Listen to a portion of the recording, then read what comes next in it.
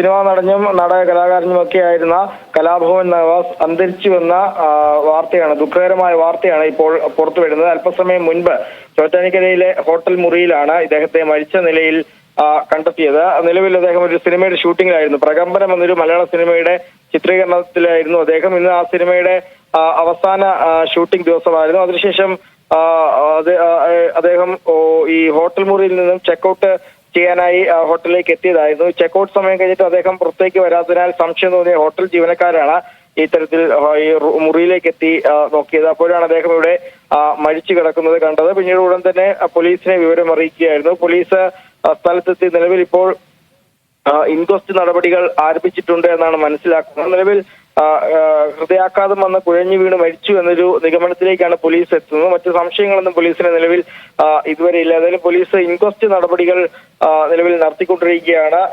നിരവധി ചിത്രങ്ങളിൽ അഭിനയിച്ച നടനാണ് കലാഭവൻ നവാസ്. നാടക രംഗത്തൂടെ എത്തി പിന്നീട് നിരവധി മലയാള സിനിമകളിൽ അഭിനയിച്ച നടനാണ്. ഏതായാലും അദ്ദേഹത്തെയാണ് അല്പസമയം മുൻപ് ചോറ്റാനിക്കരയിലെ ഹോട്ടൽ മുറിയിൽ മരിച്ച നിലയിൽ കണ്ടെത്തിയത്. സിനിമാ ചിത്രീകരണ വേളയിലായിരുന്നു. അതിന്റെ ആവശ്യങ്ങൾക്കായാണ് ചോറ്റാനിക്കരയിലെ ഹോട്ടലിൽ മുറിയെടുത്തിരുന്നത്. ഇന്ന് ആ സിനിമയുടെ അവസാനത്തെ ഷൂട്ടിംഗ് ദിവസമായിരുന്നു. ഈ ഷൂട്ടിംഗ് അവസാനിച്ച ശേഷം അദ്ദേഹം തിരികെ ഹോട്ടൽ മുറിയിലേക്ക് എത്തുകയായിരുന്നു. ഏതായാലും ഇപ്പോൾ